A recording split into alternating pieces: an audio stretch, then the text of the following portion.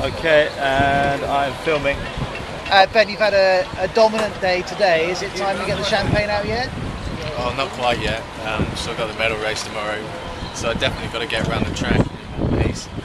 But yeah, I've got a good lead, so hopefully I can finish it off tomorrow. And every 4 years, fin racing gets this huge exposure from the Olympics. But for people who haven't encountered it, what happens on the final day of a fin tournament? Well, in World Championships, as we do in the Olympics, we have a medal race, so the top 10 competitors all go through to the final medal race, and you have to count that score, and it also counts double points. So it's a way to really try and close up the racing for the final day and keep it close the whole way through. Normally the people who do well in that final medal race will obviously pick up the medals at the end of the day. And can you explain to someone who's learning about the sport how you, with the same equipment as everyone else and with the same wind as everyone else, is quite often doing so much better than everyone else? Well, it's quite a complex sport. The boats are the same, but there's still differences there. You can still set up the boats differently, a little bit like tuning a racing car. And there's the fitness element to it, and actually the sailing itself. So being able to work out what the winds are doing and the tides are doing. So there's a lot that goes into it, and it's still very close out there. The racing's very close. And you've been sailing on home turf or home sea here, just in the bay outside Falmouth. You'll be a few kilometres up the coast for the Olympics. Will the conditions be well, the conditions in Weymouth for Weymouth Bay are quite similar to here actually. It's normally pretty breezy as it has been here this week. So it won't be that dissimilar, and it'll be the same competition that we've had here, the same top sailors, and so it'll be very tough.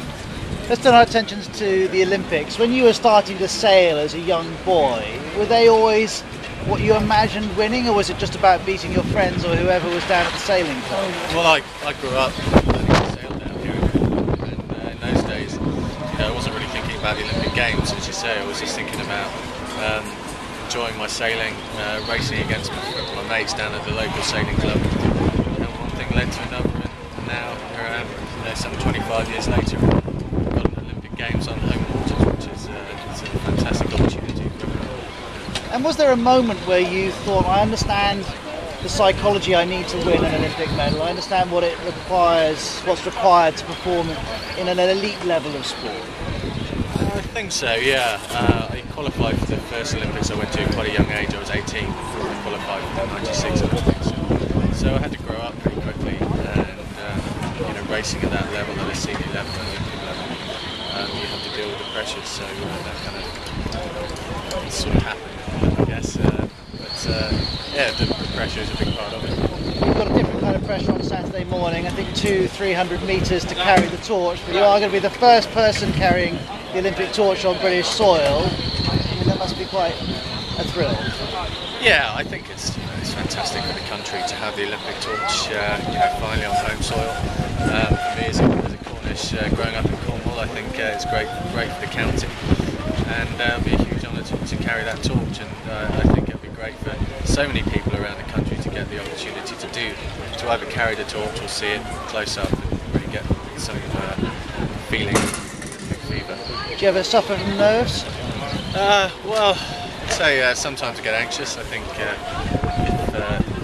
if that's not the case, you're probably not focused on your job. So but normally in most cases when you start competing or doing whatever you do, you just get focused on that, and hopefully that anxiety goes away.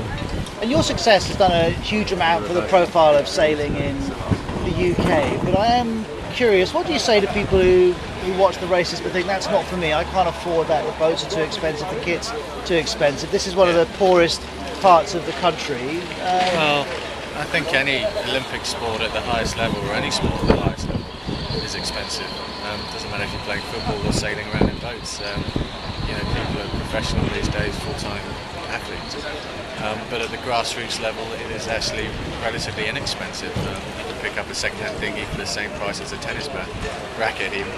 And go down to your local sailing club. It's amazing how many initiatives there are to get young people into the sport. So it is a misconception that sailing is an elitist, expensive sport. It's actually a fantastic sport at grassroots. Nice to speak to you. Thanks, Ben.